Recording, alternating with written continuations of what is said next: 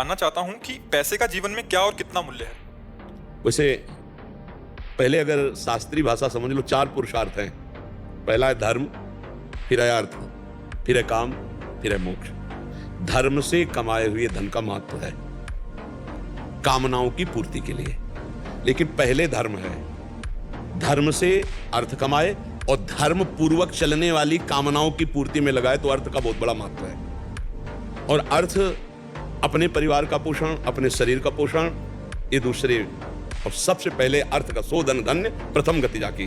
कहीं उसको कोई दूसरा बीमार है, कोई दूसरा ऐसा जिसकी कोई सेवा करने वाला नहीं, अगर उसमें अर्थ लग जाए तो प्रथम लग गया, वो धन्य हो गया। परहित में जो लगा हुआ धन है, हाँ, उससे बड़ा कोई धर्म नहीं होता। परहित से इस धर्म नहीं भाई। तो जो दूसरों की सेवा में धन लगाया जाता है वो नंबर 1 का, और फिर जो अपने परिवार की सेवा में, वो पद्धति दूसरे नंबर पे आ जाती है। पर वो धर्म पूर्वक कमाया हुआ धन, धर्म पूर्वक।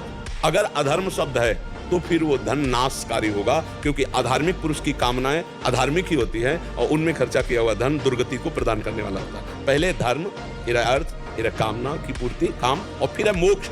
अगर धर्म से धन कमाया जाए और धर्म पूर्वक कामनाओं की पूर्ति की जाए तो मोक्ष मार्ग में पहुंच जाएगा, वो भगवत प्राप्ति के मार्ग में पहुंच जाएगा। और अगर धर्म को हटा दिया जाए, केवल अर्थ की प्राप्ति, तो फिर वो भूत पिशाच की तरह दिमाग जो है गंदा सोचता है, गंदी कामनाओं की पूर्ति में धन जाएगा तो फिर मोक्ष हट गया, क्योंकि धर्म हट गया तो मोक्ष हट गया। अब रह गया अर्थ और काम। अर्थ और काम, वो पागल पिशाच की तरह कुछ भी कर सकता है, वो कुछ भी खा सकता है, कुछ भी सोच सकता है, ऐसा आदमी नरक को प्राप्त होता है। धन का महत्व है, लेकिन धर्मयुक्त धन। धन का महत्व है कामनाओं की पूर्ति के लिए, लेकिन धर्मयुक्त कामनाएं हो तो वो भगवत प्राप्ति के मार्ग में चलता है। नहीं तो धन बड़ा दुर्गति कराने वाला है। और जब जिसके पास धन बढ़ जाता है उसके अंदर दोष आने लगते हैं। अहंकार सबसे पहला दोष आ जाता है, और जहां अहंकार आया तो उसके भाई बंधु सब आ जाते हैं। काम, लोभ, क्रोध, मदिरा पीना, जुआ खेलना, बेविचार करना, पैसे के बल से नाना प्रकार के उपद्रव होना, ये सब होना शुरू हो जाता है। और अगर धार्मिक पुरुष धर्म के द्वारा कमाया है तो उसके सही विचार होंगे। वो भगवान के मंदिर में सेवा में लगाएगा, संत सेवा में लगाएगा, गौ सेवा में लगाएगा, माता पिता की सेवा में लगाएगा, समाज सेवा में। वो एक पैसा व्यर्थ नहीं खर्चा कर सकता। तो धन का कहाँ प्रयोग हो रहा? अब देखो, धन का प्रयोग नाच गाने में, मनोरंजन में, कैसे कैसे जगह खर्चा किया देखो। तो धन का सदुपयोग होना तब तो ठीक है। धन का दुरुपयोग होना नाम के लिए, कहते भाई नाम के लिए, भगवान के लिए, जो भगवान के लिए दिया जाता है शोधन धन्य प्रथम गति जाती है। परोपकार के लिए दिया जाता है। अर्थ की सार्थकता है संत महात्माओं की सेवा, गौ सेवा, गरीब जनों की सेवा, बीमार जनों की सेवा, माता पिता की सेवा, परिवार की कामनाओं की पूर्ति करते हुए उनको सुखी रखना। धर्म पूर्वक धन कमाया जाए और धर्म में ही खर्चा किया जाए, वो धन आदरणीय है। हाँ, और वो धन जो मदिरापान, बेविचार, इस तरह के गंदे आचरणों में लगाना हमें लगता है कि ठीक नहीं है। देखो, भगवान का अगर आश्रय नहीं है और धन है तो गलत मार्ग में ही ले जाएगा, ये पक्की बात है।